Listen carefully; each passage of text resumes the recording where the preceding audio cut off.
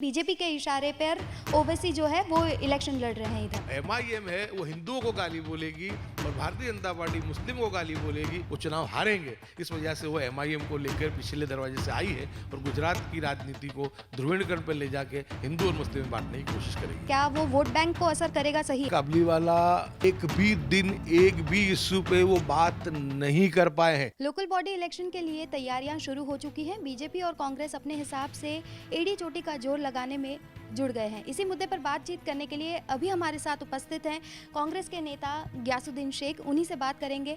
Sir, स्वागत है आपका गुजरात तक पर। इस बार कौन सी रणनीति के साथ कांग्रेस मैदान में उतर रही है? कांग्रेस इस मर्तबा बहुत ही पूर्व तैयारी के साथ लोकल बॉडीज इलेक्शन में जीतने के लिए कमर कसी हुई है। इस मर्तबा बहुत सारे मुद्दे जो हैं वो शासक करने वाली पार्टी के खिलाफ जा रहे हैं। इस तरह कोरोना की महामारी के अंदर जिस तरीके से लोगों को परेशानी का सामना करना पड़ा, यहाँ तक कि मरीजों को हॉस्पिटल में बेड भी नहीं मिलते थे, और जिस तरीके की हालत अहमदाबाद की और गुजरात की सरकारी अस्पतालों में थी, उस वजह से लोगों को बहुत परेशानी हुई है। यहाँ तक कि जबकि लोगों को डेड बॉडी जब ले जाते थे अंतिम संस्कार के लिए, वहाँ पर भी 8-8 10 घंटे लोगों को वेटिंग रहता था। लोगों के पास वेंटिलेटर की सुविधा नहीं होती थी जब मरीज जाते थे क्रिटिकल पोजीशन में। तो यानी एक नाकामी रही है कि जिस तरीके से, और गरीबों की हालत दिन पे दिन बहुत ही ख़राब हुई है। और वैसे भी ये जो यहाँ के लोकल बॉडीज इलेक्शन के अंदर भारतीय जनता पार्टी का अहमदाबाद में और यहाँ पर जिस तरीके से भ्रष्टाचारी शासन रहा और हर मोर्चे पे विफल रही, इन्हीं बातों को लेकर के कि जो शासन के अंदर भारतीय जनता पार्टी ने गलती की है, कोरोना के समय के दरमियान जिस तरीके से वो उन्होंने एक उनकी तरफ से एक दिखा है कि वो लोग सही तरीके से काम नहीं कर पाए, इन तमाम मुद्दों को लेकर के कांग्रेस पार्टी चुनाव में जाएगी। इस बार एआईएमआईएम ओवैसी की पार्टी भी मैदान में है। क्या लगता है कितना इफेक्ट करेगा ये कांग्रेस को? एमआईएम भी चुनाव लड़ सकती है लोकशाही में। जब आप party, Baspa party, Samajwadi party, Congress, BJP लड़ सकती है तो एमआईएम भी लड़ ही सकती है। लेकिन बात इतनी है कि एमआईएम बात करती है कि वो सेक्युलरिज्म की बात करती है, वो बात करती है कि मुस्लिम नेतृत्व को खड़ा करने की। लेकिन मैं ये मानता हूँ कि जिस तरीके से गुजरात में सिर्फ 8% मुसलमान समाज की आबादी है, सिर्फ 3 एमएलए जो अहमदाबाद से है, 2 हैं और 1 वांकानेर से हैं। मेरी सीट पे 38% मुस्लिम है। जब तक कि 20,000 वोट में नहीं लाता हूँ हिंदू समाज के, वहाँ तक मैं जीत नहीं पाता हूँ। इसी तरीके से वांकानेर की सीट में कम से कम 30,000 वोट हमको हमारे हिंदू समाज के भाइयों के चाहिए, जब भी हम चुनाव जीत सकते हैं। और जमालपुर की एक सीट ऐसी है कि जो लगभग 52 से 55% के आसपास मुस्लिम वोट है, लेकिन वहाँ पर हम अपने बलबूते जीत सकते हैं। लेकिन वहाँ भी जब साबिर काबली वाला खड़े रहे थे और जब कांग्रेस के खिलाफ, उम्मीदवार के खिलाफ, तो विभाजन हुआ था, तो वो सीट भी हमारी गई थी। और लोकल बॉडीज़ की बात करें तो सिर्फ अहमदाबाद में 20 म्यूनसिपल काउंसिलर मुस्लिम समाज के इलेक्ट होकर के आते हैं। बड़ौदा में 1 आता था, इस मरतबा 1 भी नहीं आएगा। सूरत में 4 थे, इस मरतबा 1 भी नहीं आएगा। राजकोट में तो है ही नहीं। भावनगर में 2 थे, क्योंकि वहाँ पर 1 भी नहीं आएगा। क्योंकि जिस तरीके से सीमांकन हुआ है, भारतीय जनता पार्टी हमेशा टारगेट करके चलती है कि मुस्लिम समाज के प्रतिनिधि इलेक्ट ना हो। और हमको ये एक ही बात से वो है, बाकी हर पार्टी को अधिकार है, लेकिन भारतीय जनता पार्टी जो है 2014 से एक ही खेल कर रही है कि वो ये जो लड़ाई है, चुनावी लड़ाई, उसको हिंदू बनाम मुस्लिम बनाने के लिए नरेंद्र मोदी जी भारतीय जनता पार्टी के सामने सिर्फ एमआईएम और असदुद्दीन का चेहरा बता करके हिंदू समाज के वोटों का पोलराइजेशन करना, मुस्लिम समाज के वोटों का विभाजन करना। यानी यहाँ पर भी यही होगा कि एक तरफ भारतीय जनता पार्टी मुसलमानों को कहेगी पाकिस्तान चले जाओ, मुसलमानों को कहेगी तुम आतंकवादी हो, एक तरफ लव जिहाद के और ऐसे जो भी मुद्दे, जो धार्मिक ध्रुवीकरण ऐसे पैदा करेगी। और दूसरी तरफ असदुद्दीन ओवैसी तो एक मरतबा समझो कि बंधारण के तरीके से अच्छी बात भी करते हैं, लेकिन उनके भाई अकबरुद्दीन यही भाषण करेंगे कि 15 मिनट पुलिस हटा लो, हम हिंदुओं को बता देंगे। वारिस खान पठान भी यही कहेंगे 5 हिंदू 1 मुसलमान भारी। यानी एमआईएम है वो हिंदुओं को गाली बोलेगी और भारतीय जनता पार्टी मुस्लिम को गाली बोलेगी। और 10% और 90% का जो खेल होगा और जो ध्रुवीकरण होगा, उसके अंदर गुजरात की जो कौमी एकता, भाईचारा है, उसको बहुत बड़ा नुकसान होगा। इसलिए हम एमआईएम को ये जो हम खतरा समझते हैं कि बहुत ही जो गुजरात है हिंदुत्व की लेबोरेटरी रही है, यहाँ पे बहुत मुश्किल से अभी अमन अमान, शांति सुकून का मामला है। लेकिन भारतीय जनता पार्टी अपने मकसद के लिए, अपने मफाद के लिए, कि उनको मालूम है कि लोकल बॉडीज इलेक्शन में उनकी एंटी इनकम्बेंसी है, वो चुनाव हारेंगे। इस वजह से वो एमआईएम को लेकर पिछले दरवाजे से आई है और गुजरात की राजनीति को ध्रुवीकरण पर ले जाके हिंदू और मुस्लिम में बांटने की कोशिश करेगी। बहुत सही मुद्दा कहा ध्रुवीकरण का और सीमांकन का, उसके ऊपर भी बात करेंगे, लेकिन आप ही के साथ ही अभी सबीर भाई भी मैदान में हैं। उनका इस बार खेल में उतरना ये इलेक्शन में कितना इफेक्ट करेगा? क्या वो वोट बैंक को असर करेगा? सही, आपको क्या लगता है? साबिर काबलीवाला 10 साल तक कांग्रेस के विधायक रहे, लेकिन आप गुजरात विधानसभा का रिकॉर्ड चेक कर सकते हैं, एक भी दिन एक भी इश्यू पे वो बात नहीं कर पाए हैं। ये मेरा चैलेंज है कि अगर उन्होंने विधानसभा में किसी भी समाज के लिए अगर इन्होंने बात को या आवाज़ को उठाया हो तो उसकी जो वो फोटोकॉपी ला करके लोगों के सामने रखें। दूसरी बात कि साबिर काबलीवाला को भारतीय जनता पार्टी से चुनाव लड़ना था, वो 2010 के बाद से नरेंद्र मोदी जी के बहुत करीब जाने की कोशिश कर रहे थे और भारतीय जनता पार्टी भी अपने खेल में मशगूल थी। उन्होंने ऐसा उनको प्रतीति दी कि वो शायद साबिर काबलीवाला को टिकट जमालपुर खाड़िया में दे देंगे, लेकिन आखिर वक्त में भारतीय जनता पार्टी ने जमालपुर खाड़िया में सीट नहीं दी, क्योंकि जमालपुर खाड़िया वो जनसंघ का इलाका है कि जहाँ से जनसंघ की और भारतीय जनता पार्टी का जन्म हुआ है। कभी भी भारतीय जनता पार्टी वहाँ पर एक मुस्लिम नुमाइंदे को टिकट नहीं दे सकती। जब उन्हें टिकट नहीं दी वो भाजपा की चाल में फंस गए थे। जब उनको टिकट वहाँ से भी नहीं मिली और भाजपा के नज़दीक जाने की वजह से कांग्रेस ने भी उनको टिकट नहीं दी, उस वक्त में साबिर काबलीवाला को भाजपा के लोगों ने कहा कि आप अपक्ष चुनाव लड़ लो, हम आपको मंत्री भी बनाएंगे जीत के आओगे तो, और हमारी पार्टी में भी ले लेंगे। और भाजपा की चाल में फंस करके पहली मर्तबा गुजरात के इतिहास में जमालपुर की सीट 70 साल होने के बाद, आज़ादी के 70 साल होने के बाद पहली मर्तबा वो सीट साबिर काबलीवाला की वजह से जो थी भारतीय जनता पार्टी जीती।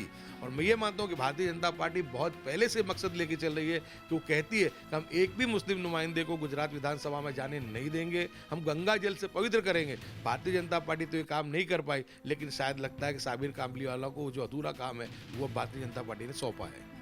ऐसा भी कहा जा रहा है कि ओवैसी बीजेपी के इशारे पर अभी इस बार मैदान में आया, क्योंकि यही अगर हम 2015 फ्लैशबैक में जाएं तो अहमद पटेल की वजह से वो इस बार नहीं आ पाए थे, लेकिन अब अहमद पटेल भी नहीं है, इसलिए ये चीज़ जो है वो कितना इफेक्ट कर सकती है, क्योंकि कहा तो यही जा रहा है कि बीजेपी के इशारे पर ओवैसी जो है वो इलेक्शन लड़ रहे हैं इधर।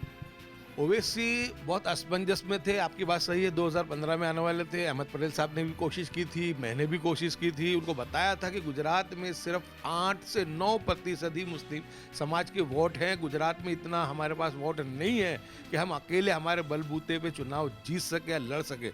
और मेरा ये मानना है कि हिंदुस्तान की राजनीति में मुस्लिम समाज का जो राजनीति है, उसका जो चुनाव का जीतना है, वो हिंदू समाज के साथ अच्छे रिश्तों पे और हिंदू समाज के वोट मिलने पर ही निर्भर है। हम शायद कभी किसी सीट पे हम हमारे अकेले वोट से जीत कर आ भी जाएं मुस्लिम समाज के, लेकिन अगर हमको मुस्लिम समाज की बेहतरी के लिए, भलाई के लिए काम करना है तो वो काम हम सेक्युलर पार्टियों में रह करके, हिंदू मुस्लिम कंधे से कंधा मिला करके और हिंदू भाइयों का साथ सहकार लेके, कि आप जुडिशरी में चले जाएं, ब्यूरोक्रेसी में चले जाएं, पुलिस डिपार्टमेंट में चले जाए, कहीं पर भी जाएं, तो हर जगह पे जब आबादी हमारे 90% हिंदू भाइयों की, तो उनका प्रतिनिधित्व है। और मैं आज भी फक्र से कहता हूं कि देश के अंदर जब जब भी मुसलमानों पर परेशानी आई है, उस वक्त में कंधे से कंधा मिला के सेक्युलर हिंदुओं ने मुस्लिमों का साथ दिया है। और मैं ये कहता हूँ कि मेरी सीट तो जो है मुस्लिम समाज तो मुझे वोट देता ही है, लेकिन अगर हिंदू समाज वोट ना दे तो मैं 3 टर्म यहाँ पे पूरी नहीं कर पाता। इसलिए मेरा यही कहना है MIM से, दूसरी कोई बात नहीं है, लड़ सकते हैं, आ सकते हैं, लेकिन अकेले मुस्लिम की राजनीति करने से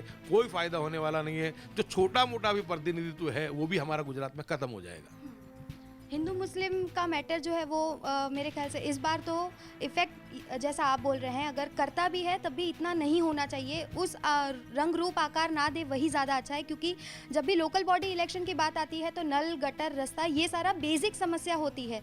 तो इस बार कांग्रेस, जैसे हमने जमालपुर की ही अगर बात कर ले, तो आप जनता के बीच कौन से मुद्दे के साथ जाएंगे और ब्लूप्रिंट अगर रेडी की है तो कितना अभी तक काम हो चुका है या आपको करना बाकी है? कांग्रेस ने अपना इलेक्शन मैनिफेस्टो भी बना लिया है। उस मैनिफेस्टो में टैक्स जो है उसको भी कम करने की बात है, और ख़ास करके म्यूनसिपल कॉरपोरेशन के जो अस्पताल है, जैसे वाडीलाल साराभाई हॉस्पिटल, जो गरीबों के साथ जुड़ी हुई 100 साल से पुरानी हॉस्पिटल है, ऐसी हॉस्पिटल गुजरात में जो अहमदाबाद में है, पूरे गुजरात के अंदर ऐसी हॉस्पिटल बनाने का कांग्रेस पार्टी वादा करने वाली है। रोड रास्ते का जो बात है उसके लिए, नल के लिए, ड्रेनेज के लिए जो प्रॉब्लम्स हैं उसके लिए, क्योंकि स्थानिक के जो चुनाव होते हैं वो स्थानिक समस्याओं के लिए होते हैं, प्राथमिक सुविधाओं के लिए होते हैं। लेकिन भारतीय जनता पार्टी जानती है कि वो नाकाम रही है, इसलिए हमेशा नाकामियों से बचने के लिए वो ध्रुवीकरण की राजनीति करती है और लोगों के मुद्दे को डाइवर्ट करने के लिए, लोगों की समस्याओं को भुलाने के लिए, ये खेल खेलने के लिए, ध्रुवीकरण का खेल खेलने के लिए ही एमआईएम पार्टी को लाने की जो साजिश सी.आर. पाटिल साहब ने की है। क्योंकि सी.आर. पाटिल पहले कह चुके हैं कि गुजरात में हम 182 सीट जीतने का पूरा टारगेट है।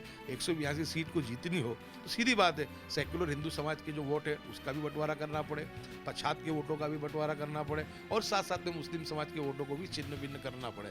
और इसी तरीके से एक बाप बेटे की पार्टी बीटीपी छोटू वसावा की, जिनका दक्षिण गुजरात की 2 सीटों के अलावा कहीं पर भी अस्तित्व नहीं है, ऐसे लोगों को हाथा बना के असदुद्दीन ओवैसी को गुमराह किया गया। उनको बताया गया कि जो यहाँ पर ये छोटू भाई वसावा गुजरात के बहुत बड़े नेता हैं, लेकिन ऐसा नहीं है।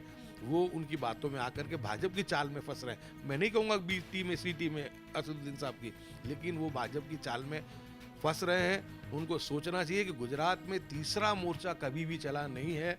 यहाँ केशुभाई पटेल ने भी बनाया था, नहीं चल पाया। शंकर सिंह वाघेला जी ने भी बनाया, नहीं चल पाया। चिमन भाई पटेल ने भी बनाया, नहीं चल पाया। तीसरे मोर्चे के लिए गुजरात में जगह नहीं है। इतने बड़े बड़े दिग्गज नेता जब कुछ यहाँ पर नहीं कर पाए तो एक अकेले मुस्लिम के नाम पर चलने वाली पार्टी, और वो भी हिंदुत्व की लेबोरेटरी में, और जहाँ सिर्फ 8% वोट है, वहाँ किस तरीके से एमआईएम चलेगी, एक बहुत बड़ा सवाल है।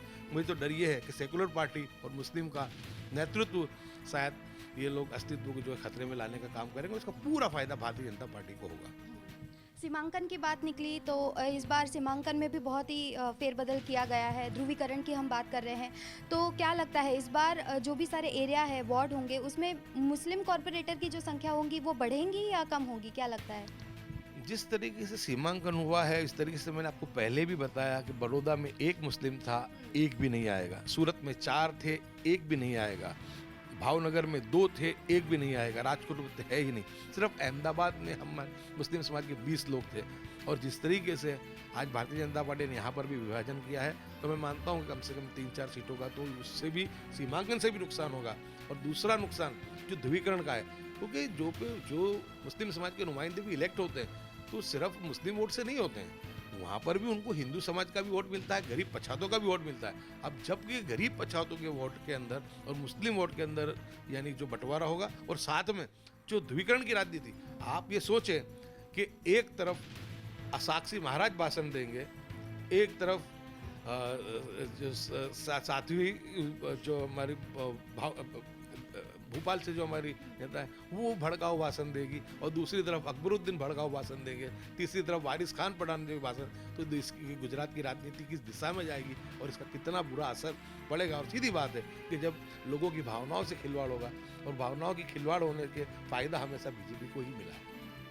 सर, गुजरात तक भी महानगरનો महासंग्राम एक कार्यक्रम है, एक अलग से सेगमेंट है, वो रन करता है। उसके अंतर्गत ऐसा हम बहुत सारी चीज़ें सामने आई हैं। लोगों का ऐसा कहना है कि कांग्रेस एक बार मतलब आ जाती है, फिर बाद में 5 साल तक कोई नहीं आते, कॉरपोरेटर द्वार पर नहीं आते, समस्या नहीं पूछते हैं। तो इसमें कितनी सच्चाई है?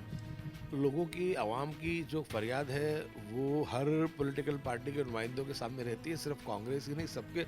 मैं तो ये मानता हूँ कि जो भी इलेक्ट हुए नुमाइंदे हैं, कांग्रेस के हों या भाजपा के हों, उनको बहुत ही ईमानदारी के साथ अपने मतदाताओं ने जो भरोसा और विश्वास देकर के उनको वोट दिया है, तो उनके बीच अक्सर जाते रहना चाहिए और उनके कामों को अंजाम देते रहना चाहिए।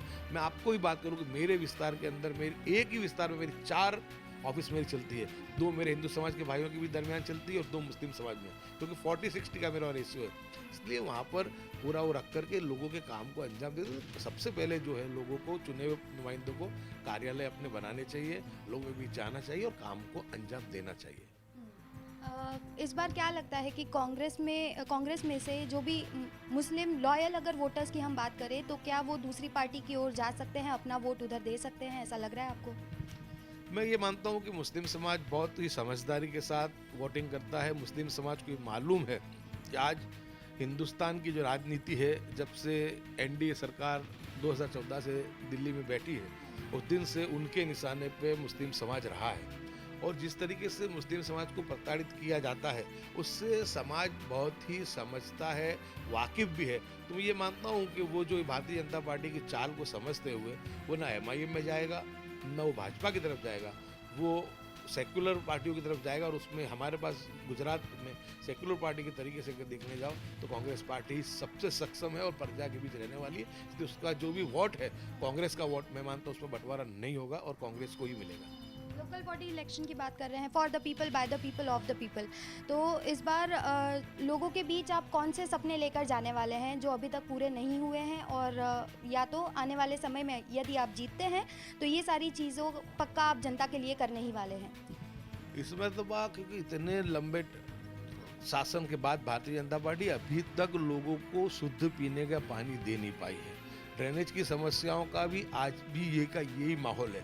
आप अहमदाबाद के जो पुराने इलाके हैं उसको छोड़ दो और नए इलाकों में जाओ तो वहाँ पे आज भी पानी का नेटवर्क नहीं है, ड्रेनेज का नेटवर्क नहीं है, लाइट जो है रोड रस्तों का नेटवर्क नहीं है। तो जो प्राथमिक सुविधा है उनको तमाम को पूरा करने का कांग्रेस पार्टी वादा करेगी और जाएगी। और सबसे ज़्यादा कांग्रेस पार्टी का जो जोर रहेगा वो जो सरकारी कॉरपोरेशन की जो स्कूलें हैं उस स्कूलों को अच्छे तरीके से उसको बढ़ावा मिले और गरीब बच्चे वहाँ पर, क्योंकि हम देख रहे हैं कि अभी पढ़ाई लिखाई बहुत महंगी हो गई, गरीब आदमी तो प्राइवेट स्कूल में जा नहीं सकता है, सेल्फ फाइनेंस होने की वजह से बहुत परेशानी हो रही है। तो मुफ्त में अच्छी क्वालिटी एजुकेशन मिले उसकी एक तो कांग्रेस मेहनत करेगी, दूसरा कि लोगों को निःशुल्क सारवार मिले। वाडीलाल साराभाई हॉस्पिटल को वापस से शुरू किया जाए अहमदाबाद में और उसी हॉस्पिटल की तर्ज में गुजरात की जितनी भी महानगर पालिका है वहाँ पर भी लोगों को निःशुल्क सारवार मिले, उसके लिए कांग्रेस पार्टी के पूरे प्रयास होंगे। प्राथमिक सुविधाओं का भी काम करेंगे, पानी ड्रेनेज रोड रस्तों का भी काम करेंगे, साथ साथ में हम शिक्षण का जो काम है जो कॉरपोरेशन के माध्यम से होता है और जो सरकारी दवाखानों का जो माध्यम है उसको हम मजबूत करने की पूरी बातों को लेकर के जाएंगे। और हमें उम्मीद है कि कांग्रेस पार्टी हमेशा गरीबों के लिए काम करती आई और हमको मौका मिलेगा तो पिछली गलतियों से भी कुछ सीख लेते हुए हम लोग मजबूती के साथ हम लोगों की जो महत्वाकांक्षा है, लोगों की जो आकांक्षा है उसके ऊपर हम खड़े उतरने की पूरी कोशिश करेंगे। सर मेरा आखिरी सवाल, इस बार के जो इलेक्शन है उसमें फाइट कितनी टाइट लग रही है, क्या लग रहा है, कितना टफ होगा? इलेक्शन चुनाव हमेशा टफ ही होते हैं। इलेक्शन जो होता है वो युद्ध होता है और युद्ध को हमेशा कभी तुम हल्के से नहीं ले पाते। चुनाव इस मर्तबा भी बहुत ही समझ लो कि संघर्ष वाला होने वाला है, बहुत कड़ा चुनाव होने वाला है। लेकिन इतना मैं कहूँगा कि कांग्रेस के कार्यकर्ता, कांग्रेस के लीडर, कांग्रेस पार्टी बिल्कुल से आने वाली चुनौतियों का सामना करने के लिए तैयार है। चलिए, बहुत बहुत शुक्रिया आपका हमारे साथ बात करने के लिए। तो अब आने वाला समय ही बताएगा कि ये युद्ध के महासंग्राम में कौन जीतता है, कौन सी पार्टी निखर कर अहमदाबाद में सामने आती है। वीडियो जर्नलिस्ट साजिद आलम के साथ सौम्या सिंह, अहमदाबाद, गुजरात तक।